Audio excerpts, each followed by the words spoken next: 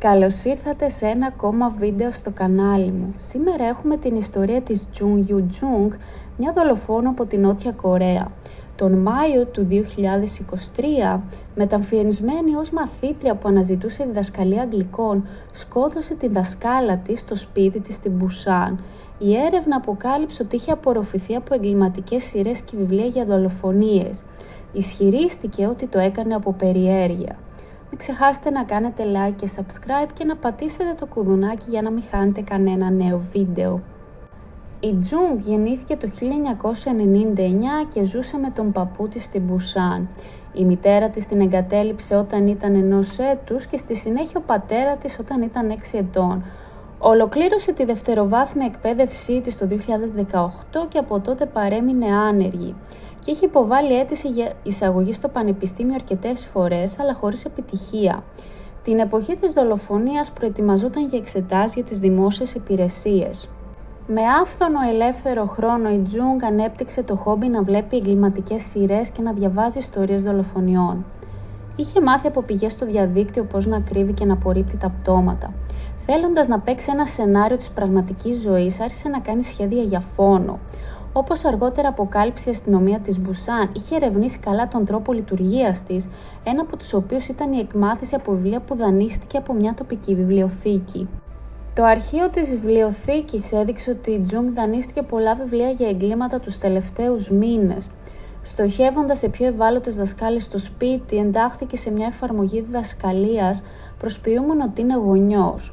Μέχρι το Μάιο του 2023 προσέγγισε 54 καθηγητές, παριστάνοντας τη μητέρα μιας μαθήτριας που χρειαζόταν διδασκαλία αγγλικών. Στη συνέχεια, στα τέλη Μαΐου 2023, βρήκε μια πρόθυμη δασκάλα, μια 26χρονη, η οποία ζούσε στην νοτιοανατολική περιοχή της Μπουσάν. Η Jung επικοινώνησε με τη δασκάλα, η οποία συμφώνησε να κάνει μαθήματα στο σπίτι στη φανταστική της κόρη. Είχε αγοράσει μια σχολική στολή από ένα διαδικτυακό πολιτή. Στη συνέχεια μεταμφιέστηκε ως μαθήτρια και πήγε στην κατοικία της δασκάλας στις 26 Μαΐου. Όντας μικρού ύψους, η δασκάλα την πέρασε εύκολα ως μαθήτρια και την άφησε πρόθυμα στο σπίτι. Μαχαίρωσε τη δασκάλα με ένα καλά προετοιμασμένο όπλο που δεν προσδιορίζεται για πάνω από 110 φορές. Τα πλάνα από μια κάμερα ασφαλείας έδειξαν ότι μετά τη δολοφονία γύρισε πρώτα στο σπίτι της για να φέρει μια μαύρη βαλίτσα. Στη συνέχεια πήγε σε ένα κοντινό κατάστημα για να αγοράσει σακούλες σκουπιδιών και χλωρίνη. Επιστρέφοντας στο σπίτι του θύματος, διαμέλισε το σώμα και το έβαλε στη βαλίτσα. Έκοψε τα δάχτυλα του θύματος για να καταστήσει δύσκολη τη βιομετρική ταυτοποίηση και κράτησε επίσης το κινητό τηλέφωνο, τη ταυτότητα και το πορτοφόλι του θύματος. Το σχέδιο ήταν να γίνει μια σκηνή αδιευκρίνησης εξαφάνισης, ένα τέλειο έγκλημα όπως ανέφερε η αστυνομία.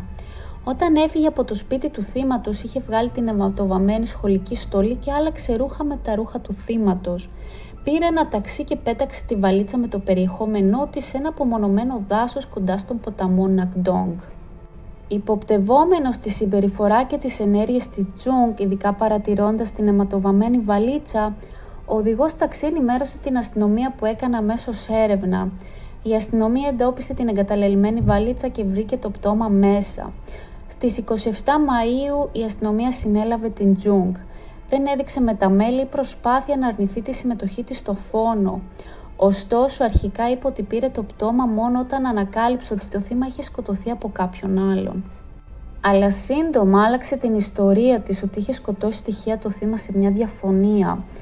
Καθώς η αστυνομία βρήκε αρκετές παρατυπίες στους λογαριασμούς της, η οικογένειά της την προέτρεψε να πει την αλήθεια, μετά η οποία έκανε την πλήρη ομολογία.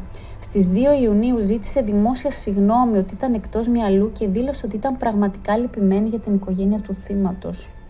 Το Περιφερειακό Δικαστήριο της Μπουσάν πραγματοποίησε την πρώτη δίκη της Jung στις 14 Ιουλίου 2023. Στο δικαστήριο το κίνητρό της περιγράφηκε ως ριζωμένο σε ένα αίσθημα δυσαρέσκειας και θυμού προς την οικογένειά της, αβοήθητη λόγω συνεχών αποτυχιών όπως η είσοδος στο κολέγιο και η απασχόληση. Παρακάλεσε για μια ήπια ποινή, ισχυριζόμενη ότι ψευδαισθήσεις και μια σειρά από προβλήματα ψυχικής υγείας την ανάγκασαν να σκοτώσει. Το αρχείο τηλεφωνικών κλήσεων που έπαιξε στο δικαστήριο έδειξε ότι η Jung είχε δώσει απειλές θανάτου στον πατέρα της λίγες ημέρες πριν από τη δολοφονία. Το ιστορικό περιήγη στο διαδίκτυο αποκάλυψε επίσης ότι είχε αναζητήσει μεθόδους για να σκοτώσει και να ξεφορτωθεί τα πτώματα. Η αστυνομία επίσης διαπίστωσε ότι μια μέρα πριν από τη δολοφονία, δηλαδή 25 Μαΐου, κάλεσε μια νεαρή γυναίκα για μια βόλτα κοντά στο ποταμό Nakdong, αλλά το πεζοδρόμιο που πήραν ήταν γεμάτο περαστικούς. Η Jung είχε επίσης προσπαθήσει να δελεάσει νωρίτερα ένα έφηβο αγόρι στην ίδια τοποθεσία, αλλά το αγόρι έγινε ύποπτο για τη διαδικτυακή συνομιλία και αρνήθηκε να τη συναντήσει. Στις 24 Νοεμβρίου 2023 το δικαστήριο εξέδωσε την ετυμηγορία της ενοχής για ανθρωποκτονία, βεβήλωση και εγκατάλειψη πτώματος.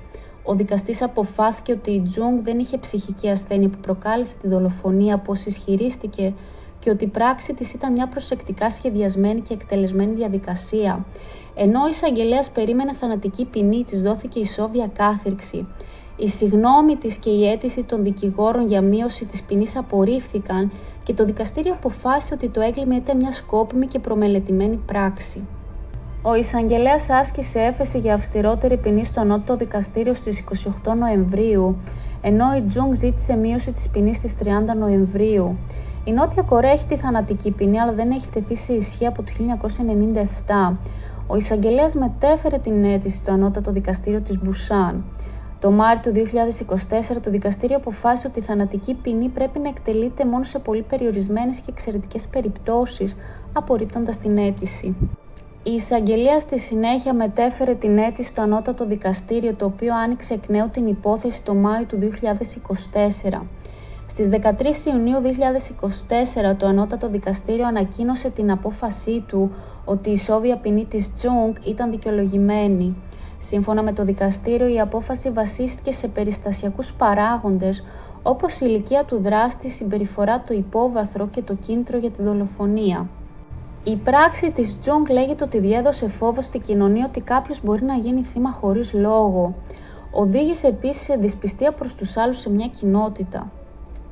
Σύμφωνα με το Lee Soo-jung, καθηγητή εγκληματολογικής, η συμπεριφορά της Jung ήταν πολύ ασυνήθιστη, καθώς οι περισσότεροι δολοφόνοι θα τρομοκρατούνταν και η Jung δεν έδειξε κανένα σημάδι πανικού ή έντασης.